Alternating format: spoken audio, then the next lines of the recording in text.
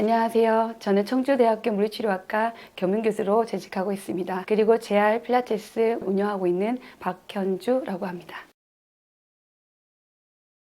운동을 하지 말라는 것보다는 보다 더 주의를 요하는 운동에 대해서 말씀을 드리도록 하겠습니다. 크게 한 3가지 운동을 말씀드릴 수가 있는데요. 첫 번째는 스쿼트 운동입니다. 이 스쿼트 운동을 하는 동안에 우리가 무릎에 과하게 무게를 싣는 경우가 있습니다. 사실은 무릎보다는 허벅지에 또는 이제 허리 코어 근육에 힘이 들어가는 운동인데도 불구하고 무릎에 보다 더 체중이 가는 경우가 있기 때문에 이러한 운동을 할 때에는 전문가의 지도하에 운동할 것을 권합니다.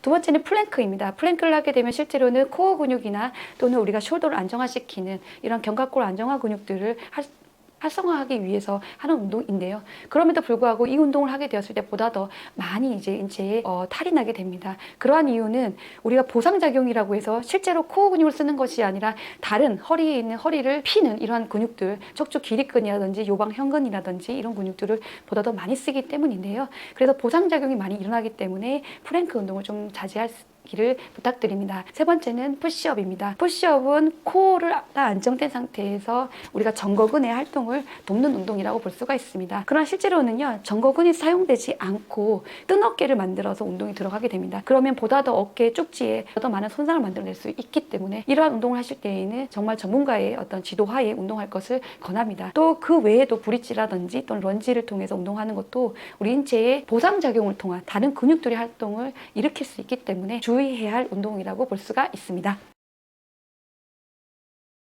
제가 센터를 운영하다 보니까 많은 분들이 자고 일어나서 아프다는 경우가 많이 봤는데 가장 놀랐던 게 뭐냐면 혹시 팔을 올리고 주무세요라고 물었어요. 그랬더니 팔을 올리지 않고 어떻게 자냐고 저한테 오히려 대묻는 경우가 되게 많이 봤습니다. 또는 옆으로 누워 자지 않고 어떻게 자요라고 얘기하는데요. 원래 정상적인 잠에서는 하늘을 보고 편안하게 자는 거고요. 팔을 내려놓고 자는 겁니다. 이 상태에서 가장 안정적인 자세라고 볼 수가 있고요. 물론 뒤척거릴 수는 있긴 하지만 어떤 일정한 자세에서 오랫동안 취하지는 않습니다. 팔을 올리고 자는 자세에서 가장 나쁜 것은 뭐냐? 옆으로 누워도 어차피 올려지고요. 그 다음에 엎드려서도 올려지는 자세가 되고요. 또는 누워서도 팔이 올려지는 자세라고 볼 수가 있는데 이 자세에서는 여기 목에 보시면 여기에는 SCM 머슬이 있고 뒤에는 승모근이 있고 여기 삼각지대가 있습니다.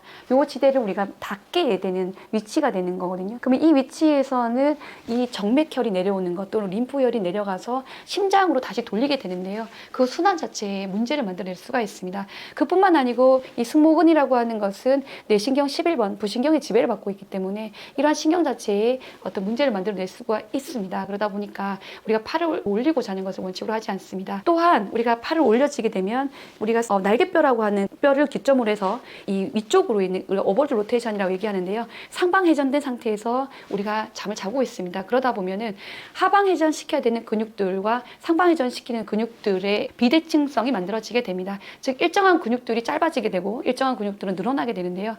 근육은 짧아지게 되고 늘어남에 따라서 그 위치에서 쓰이지 않게 되는 우리 인체 역학이 바뀌게 되게 됩니다. 그러다 보니까 짧아진 근육은 짧아져서 문제를 만들어내게 되고 늘어난 근육은 늘어나서 이제 문제를 만들어내기 때문에 우리는 이런 자세에 오랫동안 하는 것을 기피해야 될 것입니다. 그리고 두 번째는 턱을 개는 습관이에요. 이렇게 턱을 개게 되면 고기가 한쪽으로 틀어집니다. 그죠? 그러나 우리 인체는 점탄성이라고 하는 것이 있어요. 시간이 지나서 어떤 특별한 하중을 시간에 따라서 계속 갖고 있게 되면은 이 신체가 그렇게 변화된다라는 이론입니다. 예를 들어 나뭇가지가 있으면 그 나뭇가지에 무게를 걸어 놓으면 그 나뭇가지의 모양이 나중에 바뀌지 않습니까? 그와 같습니다. 그래서 인체도 어떤 일정한 자세를 굳이 많이 취하게 되면 뼈가 틀어지고 근육이 틀어지고 그것이 조직적으로 역학적으로 변하게 되는 요소를 가지게 됩니다. 그래서 턱을 개고 하는 것 또는 뭐를 쓸 때 팔을 개고 이제 글씨를 쓰는 버릇들 그리고 엎어질 때 이렇게 한쪽으로 엎어져서 자는 이런 습관들 또는 다리를 한쪽으로 꼬고 있는 이런 습관들 이런 것들이 우리 인체에 되게 나쁘다고 볼 수 있고요. 서서도 마찬가지입니다. 우리가 서 있는 자세에서 한쪽 다리로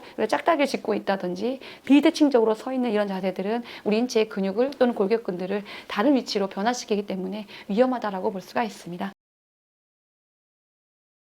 유튜브가 조금 더 많은 사람들이 보게끔 하기 위해서 우리가 혹하게 꼭 이 운동만 해주세요. 뭐 꼭 반드시 이 운동 이렇게 얘기를 하고 있는데요. 사실은 인간은 케이스 바이 케이스이기 때문에 반드시 이 운동이라고 하는 것은 없습니다. 어떤 사람에게는 그 운동이 오히려 해가 될 수가 있고 그리고 약 뭐 50%, 70% 정도에게는 맞는 운동이겠지만 또는 어떤 사람에게는 그 운동이 맞지 않을 수 있기 때문에 그런 운동을 시작하실 때에는 전문가의 의견이 반드시 필요하게 됩니다.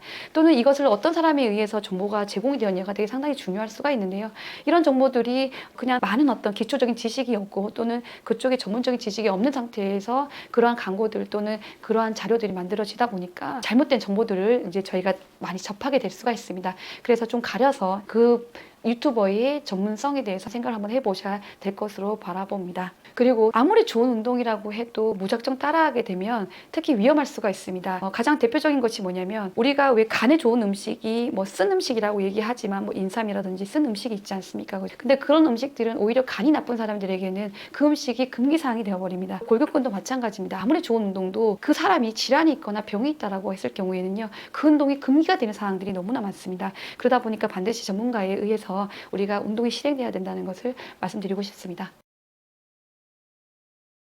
거듭 말씀드리지만 무리한 운동입니다. 우리 인체는 운동으로 인한 호르몬스가 있습니다. 적당한 운동이 인체를 유익한 어떤 효과를 만들어냅니다. 너무 과한 운동, 즉 강도가 높은 운동이나 지속적으로 운동을 실행하는 것은 상당히 나쁠 수가 있고 또는 운동을 아예 하지 않는 것도 상당히 나쁠 수가 있습니다. 그래서 가급적 운동을 선택할 때에는 우리가 1시간, 2시간 정도의 운동으로 적당한 강도에서 운동할 것을 추천드립니다.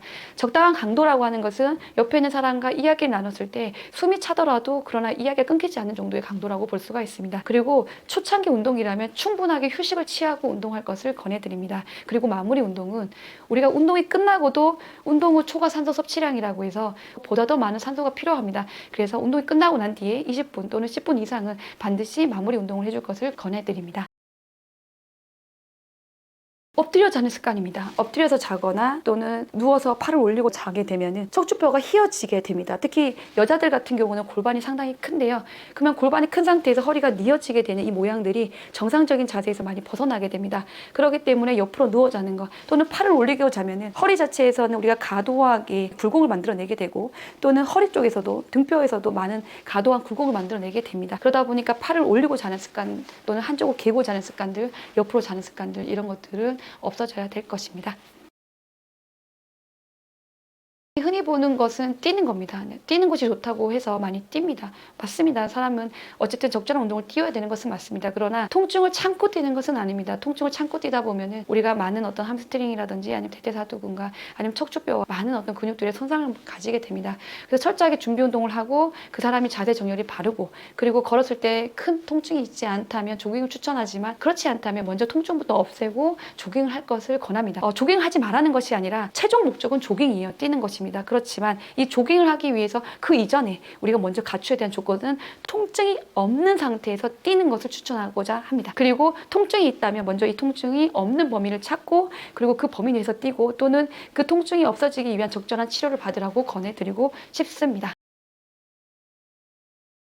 이제 신체 생리학적인 부분에 대해서 조금 더 말씀을 드리고 싶습니다. 우리 운동을 하기 시작하기 전에 약 2시간 이전에 음식을 먹는 것을 추천하지 않습니다. 음식을 먹고 난 뒤에 운동을 하게 되면요, 인슐린 스파이크가 상당히 높은 상태에서 운동을 하고 있기 때문에 우리가 지방을 빠른 시간 내에 태워야 되는데요, 그런 이 지방 대사를 상당히 늦게 태우게 되는 다른 부정적인 영향을 미치게 됩니다. 그러다 보니까 음식을 먹을 때에는 특히 운동하기 전에 약 2시간 이전에 먹을 것을 권해드리고 있습니다. 우리가 길게 운동하는 경우가 있습니다. 예를 들어 제가 운동선수라든지 또는 신체적 체력 소모가 많은 경우에는요, 우리가 중간중간 특히 2시간마다 한 번씩 단백질을 먹어주거나 또는 탄수화물을 섭취해 줄 것을 권하고 있습니다. 그 이유가 무엇이냐면 우리 인체가 원래는 지방과 탄수화물 대사를 통해서 에너지를 만들어내게끔 되어 있습니다. 그러나 우리 인체가 2시간 이후가 지나가게 되면은 단백질 대사가 5% 미만만 사용되다가 2시간 이상이 지나가면 15% 정도를 바라봐요. 15% 정도를 단백질 대사를 통해서 인체에 필요한 에너지를 조달하고 있습니다. 그러다 보니까 우리가 많은 운동을 통해서 근육을 만들겠다라고 해서 운동을 하게 되는데요. 그러나 2시간 이후부터는 우리 인체에 있는 골격근을 태워서 다시 에너지를 만들고자 하기 때문에 우리가 길게 운동을 했을 때에는 2시간마다 한 번씩 단백질을 보충할 것을 권해드리고 있습니다. 그리고 운동을 할 때에는요, 좀 우리가 습도가 상당히 높거나 또는 고강도 운동을 오랫동안 지속하거나 또는 우리가 고산지대나 이런 데서 운동을 하게 되면은 우리 인체는 원래 항상성이라고 해서 일정한 어떤 심박수라든지 일정한 신체의 조건을 만들어내고자 하는데요. 그러한 항상성이 무너지게 됩니다. 그래서 너무 습한 시간 또는 너무 더운 한낮에 이게 운동을 할 것을 권하지 않고 고산지대 같은 데서 운동을 오랫동안 할 것을 권하지는 않고 있습니다. 예를 들어 자기가 먹는 복용하는 약이 있다면 그 복용하는 약을 의사 선생님께 얘기를 해보고 그리고 전문가의 도움에 의하여 언제 운동할 것이 좋을 것인가를 받아야 할 것입니다. 그 이유는 무엇이냐면 우리가 예를 들어 우리가 운동을 하고 난 뒤에 운동 후 1시간 동안 저혈압을 가지는 시간을 가지고 있습니다. 그래서 운동 후 저혈압이라고 얘기를 하고 있는데요. 이런 고혈압 환자들은요, 약을 이제 복용을 하게 되는데 그 약이 너무 많거나 했을 때 이미 약을 먹고 운동을 했잖아요. 그러면 약을 먹고 운동을 하고 나면 가뜩이나 저혈압이 되는데 또는 고혈압 약을 통해서 또다시 저혈압을 만들어낼 수가 있어서 인체가 위급한 상황에 가지게 됩니다. 그래서 운동 후 저혈압이 만들어진다는 것을 꼭 기억해서 그런 의사 선생님들의 적당한 약에 대한 복용 또는 그 운동에 대한 시간을 조언을 받아서 운동할 것을 권해드립니다. 질환이 있다라는 것은 자연적으로 치유가 어렵다라는 겁니다. 그래서 자연적인 치유가 어렵기 때문에 치료라고 하는 어떤 의료적 행위가 들어간다라고 볼 수가 있습니다. 그래서 그대로 두면 더 심해지는 것이 질환의 특징이라고 볼 수가 있습니다. 그러다 보니까 우리가 이런 질환이 있는 사람들에게는 특별히 우리가 이런 전문가에 의해서 운동이 수행이 되게끔 되어져 있는데요. 특히 여러분이 주의해야 될 것은 운동을 너무 과하게 했을 때 인체에서는 보다 더 많은 염증을 가정을 만들게 되고 그 염증이 자연적인 치유를 통해서 자연 회복이 되지 않는다는 것이 문제입니다. 그러다 보니까 운동을 하실 때 워업과 또는 마무리 운동을 충분히 해줄 것을 다시 권해드립니다. 그리고 운동에 선택하는 것, 저항성 운동이나 유산소 운동을 선택할 때에는 우리가 그 환자의 질환에 맞게끔 운동할 것을 권해드리고요. 특히나 너무 고강도 운동을 할 것을 우리 인체에서는 원하지 않습니다. 왜냐하면 심장병 환자들이나 또는 다른 골격근에 문제가 있는 그런 골육종과 같은 암을 가지고 있는 그런 사람들에게는요. 우리가 특별히 고강도 운동을 할 것을 원치 않습니다. 그 이유는 무엇이냐면 우리가 고강도 운동을 하게 되면은 우리 인체의 대사 과정에서 만들어지는 것이 젖산이라고 하는 것이 만들어집니다. 이 젖산이라고 하는 것이 만들어지면 제거되는 과정이 있는데요. 이때 제거될 때는 어떻게 만들어지냐면 20% 정도는 간에서 제거가 됩니다. 즉 간이 튼튼해야지만이 젖산이 제거가 된다는 거예요. 그리고 약 80% 정도는 심장 근육에서 제거가 되거나 다른 근육에서 제거가 됩니다. 즉 심장 근육과 골격근, 다른 골격근이 정상적일 때 우리가 만들어진 젖산이 태워진다는 거죠. 즉 이런 젖산들이 예를 들어 우리 인체에서 대사가 되지 않는다면 우리 인체에 산성을 만들어지고 이런 산성 상태가 오랫동안 만들어지게 되면 pH가 너무 낮게 만들어지기 때문에 우리 인체의 효소와 호르몬들의 어떤 움직임들을 상당히 어렵게 만들어 버립니다. 그렇기 때문에 우리 이런 젖산의 제거 자체가 심장과 간과 다른 근육들, 골격근에서 제거가 되는 이러한 일련의 과정을 거치기 때문에 고강도 운동을 많이 할 것을 원치 않는다는 것. 그래서 우리가 어떤 주치의나 다른 전문가에 의해서 운동을 시행할 것을 권해드리고 있습니다. 또 고혈압 환자들은요, 운동 후 저혈압 과정을 거치기 때문에 우리가 복용하는 양과 또는 약의 복용 시간을 우리가 전문가에 의해서 조언을 받아야만 할 것입니다. 또한 당뇨병 환자분들도요, 케톤성 당뇨병은요, 원래 우리가 당뇨병 환자분들은 인슐린의 저항성에 의해서 인슐린이 수용기를 잘 못 만나는 그런 질환입니다. 그래서 인슐린이 만들어진다라고 할지라도 인슐린 수용기와 만나서 작용을 못하기 때문에 그 포도당 수치가 높게 만들어지는 것을 볼 수가 있습니다. 인슐린과 인슐린 수용기가 만나기 위해서는 이 바깥 조직에 그 유리지방산이라고 하는 것이 있는데요. 이러한 유리지방산들의 활동이 감소되고 또는 유리지방산들이 몸에서 태워져야만 합니다. 그래서 유리지방산을 태우기 위해서 우리 인체에서는 오랫동안 길게 그래서 운동을 해줄 것을 추천을 드리지만 이런 케톤성 단백질이 있는 사람은 또 그렇지 않습니다. 이런 케톤성 단백질이 있는 사람들은 오히려 과하게 운동을 하게 되면 인체에 무리가 되기 때문에 그래서 어떠한 당뇨인가에 따라서 운동의 양과 그리고 운동의 정도는 다르게 실행이 되어야만 합니다. 그러다 보니까 보다 더 전문의와 또는 전문가에 의해서 시행될 것을 권해드립니다. 인터넷을 보고 많은 사람들이 운동을 실행을 하게 되는데 거기에 따라서 많은 문제점들을 가지고 있습니다. 실제로 근육을 늘리겠다고 스트레칭을 하는데 이렇게 팔에 있는 근육을 늘립니다. 그러면 팔에 있는 근육이 늘어날 거라고 생각이 들지만 실제로 어떠한 부분에서 이렇게 근육이 뭉쳐 있으면 이 부분을 제외한 나머지 부분에서 운동이 일어나게 됩니다. 그러면 나머지는 과도하게 이완이 만들어지고 스트레칭이 되고 그리고 이 뭉쳐져 있는 이 근육은 풀리지 않습니다. 그러다 보니까 우리가 고정되어 있는 지점과 늘려야 되는 그 근육의 위치를 정확하게 잡고 운동하는 것이 필요합니다. 그런데 우리가 막상 전문적인 지식이 없고 막상 따라하게 되면 실제로 늘려야 되는 근육이 늘어나는 것이 아니라 늘리지 말아야 되는 근육이 더 많이 늘어지기 때문에 과도하게 무리하게 운동이 실행될 수가 있습니다. 그러다 보니까 오히려 탈이 나는 경우가 있고요. 또 운동 방법을 따라하다 보면 그냥 운동 방법만 따라했기 때문에 실제로 사용되어야 되는 근육이 사용되는 것이 아니라 다른 보상되는 근육들이 사용되어서 문제를 만들어낼 수 있어요. 그래서 무작정 따라해서 자가적으로 운동하는 것은 기피해야 될 것이 아닐까라고 저는 추천해 드립니다. 아름답다라는 어원은 아름하다라는 언어에서 왔습니다. 이때 아름하다라는 것은 이 팔 길이를 하나의 아름이라고 얘기를 하고 있습니다. 그래서 팔 길이만큼을 지금 아름이라고 얘기를 하고 있는데요. 우리가 그러다 보니까 볏짚단을 이제 세는 단위가 한 아름이라고 얘기를 하고 있습니다. 즉 아름답다라는 것은 팔 길이, 즉 적당하다라는 어떤 의미를 우리가 내포한다라고 볼 수가 있어요. 얼굴이 아름답다라고 하는 것은 눈은 이만하고 코는 작고 입은 요만한 걸 얘기하는 것이 아니라 거기 적당한 크기와 그리고 대칭적으로 얼굴이 있을 때 아름답다라고 표현하는 것과 같습니다.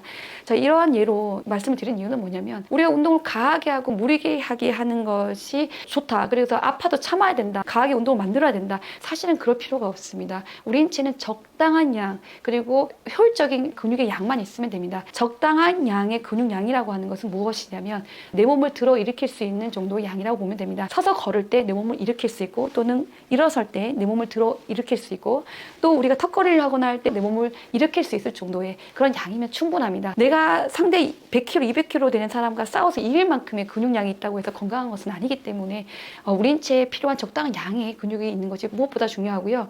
왼쪽의 근육은 이만큼 한데 오른쪽 근육은 작습니다. 이렇게 비대칭적인 근육을 만들 필요도 없다라고 보면 됩니다. 또는 관절 가동 범위가 너무 과하게 많이 늘어날 것이 중요한 것이 아니라 일상적으로 생활할 수 있을 만큼의 관절 가동 범위만 만들어지면 무리가 되지 않기 때문에 적당한 양만큼의 움직임이 만들어지면 됩니다. 즉 참고 운동하지 말라는 거예요. 너무 관절을 늘리겠다고 과하게 스트레칭 시키지도 마시고 근육을 많이 만들겠다고 너무 과하게 무게를 치는 것도 피하셔야 됩니다. 많이 걷는 것이 좋다고 해서 아픈데도 불구하고 많이 걸어버리면 보상작용을 통해서 오히려 허리가 틀어지거나 또는 이제 골반이 나가거나 무릎이 다치거나 발목이 다치게 됩니다. 그래서 무리하게 통증을 참으면서 운동하지 말고 통증이 없는 상태에서 운동할 것을 권해드립니다.